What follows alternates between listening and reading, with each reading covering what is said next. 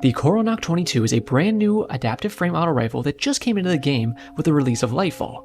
Now we've had several different auto rifles that fit this exact adaptive frame archetype and look the exact same, but this is the one that we currently have and it has different roles in those, so that's of course why we're going to be covering the god roll for this and giving it a little review. You can see the role I have here is Arrowhead Break, Light Mag, Envious Assassin, and Incandescent. Not the best roll in the world, but why don't we break it down and then continue on to what I think would be a god roll for this gun. So like I said, this is the roll we are working with right here. You can see it has about 25.6 meters of range. Not too bad. I typically build in a range with my guns, and this one does the job quite well. Now, why don't we go ahead and see what I would actually say is a god roll though. So just to cut to the point for you, if you aren't interested in watching the entire way through and seeing all my opinions on every single perk and the different combinations you could go, this extended barrel, ricochet rounds, Zen moment, and incandescent is what I think I would consider to be a god roll, but there's a lot of good perks on here, and honestly I think there's different god rolls you could go, so we're going to go ahead and cover those now. This roll that I have right now has 28.6 meters of range, so a couple of points bumped up there, which is very nice. I went with extended barrel on here to get that 10 range, help the recoil direction, and it does lose a little handling, but I think that's completely okay with me. It's not something I really miss, to be honest. Now, this is at 98 recoil direction because of extended barrel mixed with a counterbalance stock, which I would recommend running as your mod. After that, I did go ricochet rounds for the range and stability just to help out with that not being flinched as much and getting a little bit farther range. That's what you want to get in that column. Now over here we have some pretty good perks here, starting with Zen Moment, which is what I think would be my top choice. Now Zen Moment says causing damage with this weapon reduces recoil and flinch over time. Very good stuff right there. Of course we want to get as little recoil as possible so we can beam people in the head as quickly as possible. So that's where Zen Moments is going to come into handy. But if you want something else that does that pretty well, you can go with Perfect Float. That says being in combat for a moderate time increases airborne effectiveness and reduces flinch until you are out of combat. So both of these are gonna reduce flinch, so these could be interchangeable. We should remember that Zen Moment did just get buffed with the release of Lightfall, so it's in a better state than it has been for a while, and it was already good before. So if you do want to go this long with this gun, I think it's a very good choice. Shot swap is not something we really need to cover because it's just basically useless. Surplus right here increases your handling, reload speed, and stability for each fully charged ability. This is pretty darn good, especially if you're going some kind of build like the Claws of Ahamkara, where you could have double melees, or a Shinobu's Vow type build, where you might have double grenades on your Arc Hunter, right? If you're doing something like that, then the more abilities you have, the easier it is to keep full stacks of your surplus.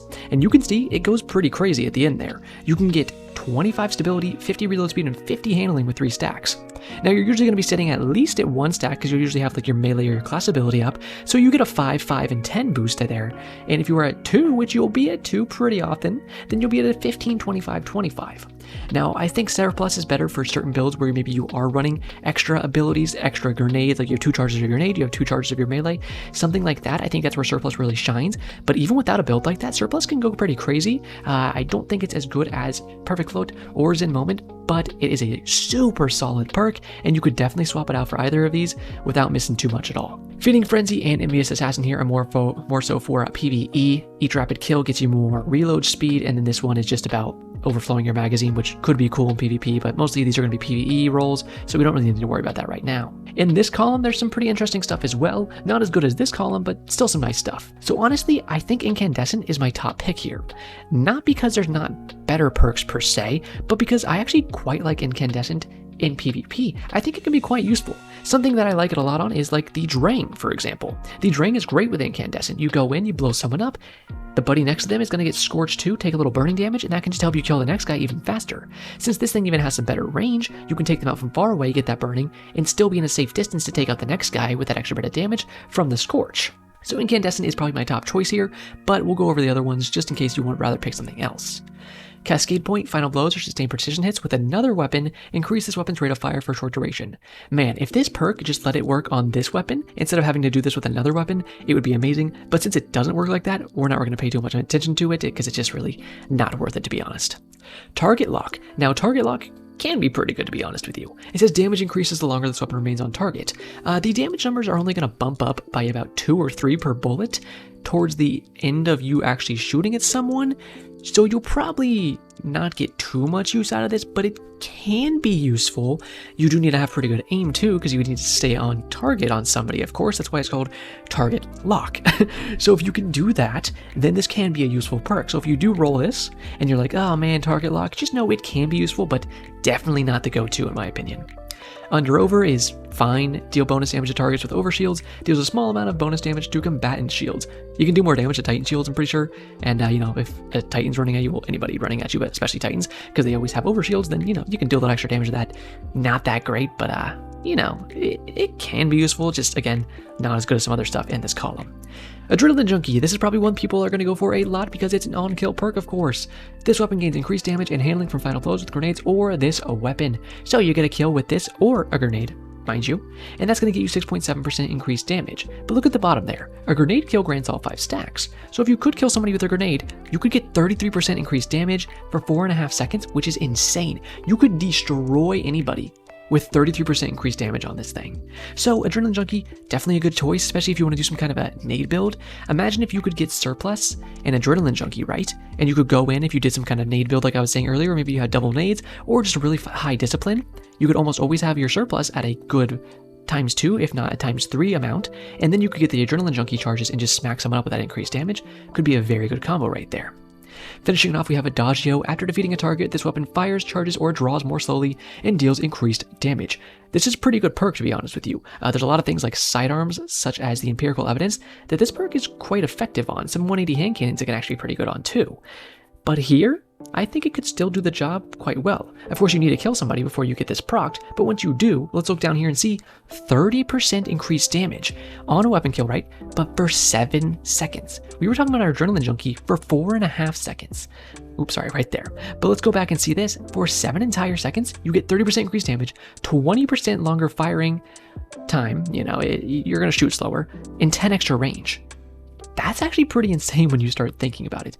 This thing will start cooking people like it's Thanksgiving Day and you just shove that turkey in the oven when you have this perk procced, but it's not necessarily going to get procced all the time if you're not someone who's slaying out a bunch, especially if you're team shotting a lot or you're killing them with your abilities, because if you don't hit them with the final blow with this gun, then Adagio's not going to proc.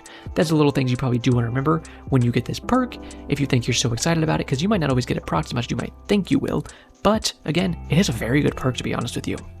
That being said, like I said before, extended barrel, ricochet rounds, Zen moment, and incandescent is personally what I am looking for. However, like I said, there are so many good perks in both these columns, it's hard to go wrong. We should talk about Pseudo Synergy here, as the origin trait says reloading grants this weapon bonus handling and reduces incoming flinch for a short time. We can actually switch that on and see the boost all the way to the handling there, 78 when you got that on. Very easy, and just a thing I would suggest to you, before you go into a gunfight, shoot a bullet into the wall, instantly reload, and then get into that gunfight as quickly as you can. Because for the 6 seconds after you reload, you're going to get 40 handling and 20%, yeah that's right, 20% flinch resistance. That's a lot of flinch resistance. So you walk in there with 20% flinch resistance. Let's say you pair that with perfect float. By the time this runs off, your perfect float just kicked in. So now you take someone out because you had the flinch resistance from this, and now you have the flinch resistance for perfect float for the next fight, and you reload because you just killed that person, and you have Adagio. So now you have your Adagio procced, you have perfect float procced, and you have Pseudo Synergy procced. Think about that if you went into the next fight and you had these 3 things active all at once. That's why I'm saying on this gun, there's so many different rolls that you can get that are actually quite solid, and you could just think about the combos you can do with this, because it's a lot you could do, to be honest. Now, all that being said, finishing off, we just have a range master work there because I think pumping range is the best thing. Stability, if you want, is also good, but that's going to bring your ADS down there a little bit, so that's up to you, but, you can't go wrong with the stability. It's a good choice. Handling, reload speed, wouldn't really recommend, but if you did want to go that, nothing wrong with that. But again, range is my recommendation. And as always, I do want to say, god rolls are subjective to a certain point. If you like a perk more than another perk, and that is what makes it your god roll, then by all means, go ahead and run that as yours. I can only give you my opinion from the things that I have experienced and from what I have played. If you have played with something else, and that is what you exactly think is your god roll, that is completely fine, and I respect that. All that being said, I think we're ready to go hop back in game and then get into this gameplay review. Now, a lot of these clips, honestly, focus on my shotgun plays because I was just kind of fragging out with it, but I think that's fine because I want to show this as a complete build, Sure, you're gonna be using the auto rifle, I want to show it off to you like I am right here in these plays where I'm getting some kills with it. But more than anything, I like to show you a realistic build, a realistic amount of plays where you're going to be going in with the weapons as necessary and as wanted. So you can see here, yeah, I smacked somebody with the auto rifle, but when I see an opportunity to go on a shotgun tear, that's what I do. And that's what I like about auto rifles. That's what I've always liked about auto rifles, is they're very fitting for switching in and out of close combat very, very easily, especially these adaptive frames, because they have around that 25 to 28 meters of range on them, where you're usually going to be in that 28 meter range, right? You take somebody out, and then as soon as you see a good opportunity to go in very aggressively with a shotgun, you can do it extremely easily, especially with something like Blink. I mean, I bumped my noggin right there, but if you don't bump your noggin especially, you can frag out.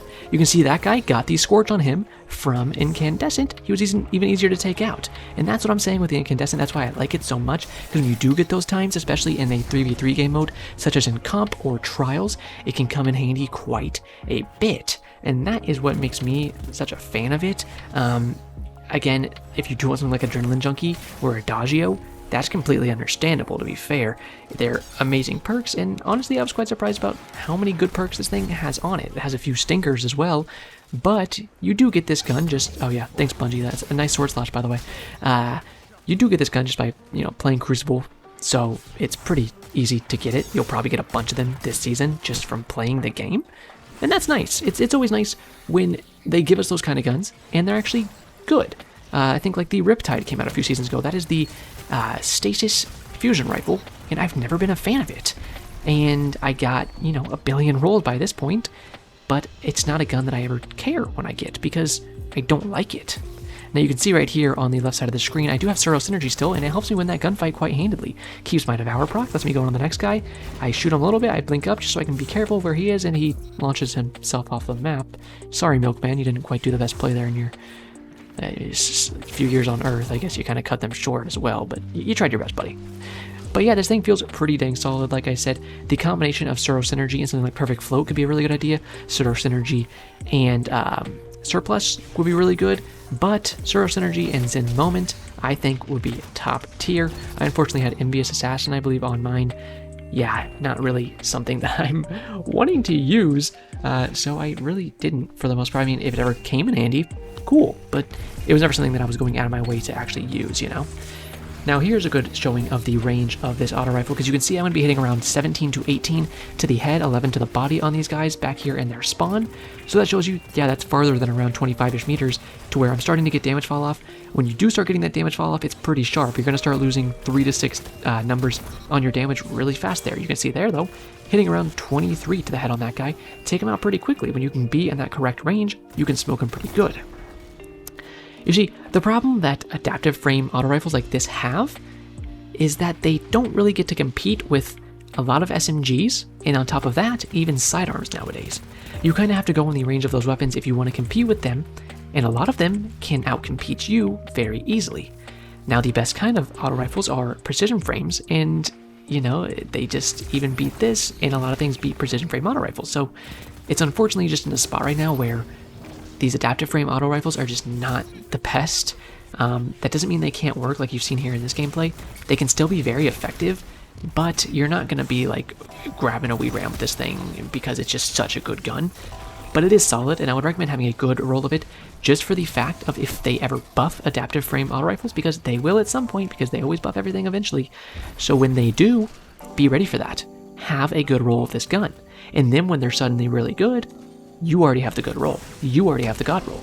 And then you start slaying out. That's what you need to be ready for, always having just a good roll of a certain type of frame that might not be good on several different types of guns, and then just be ready for when they get buffed and you're going to be rolling in the dough, buddy. Now, this is the last clip, so I want to say thank you guys so much for watching. Again, if you do want to leave me a like or subscribe, I'd very much appreciate that. I have a ton of Lightfall content already out, and I have a lot more coming your way. Several other God Roll videos. If you are interested, I'll put one on the end screen for you. Probably like the Perpetualis or something, Autumn Wind. I've done a couple of them, so I'll put one of those on the end screen if you're interested in seeing that next. But that's it for me today. So, as always, I'll let this play out for you, and have a great day, Guardians.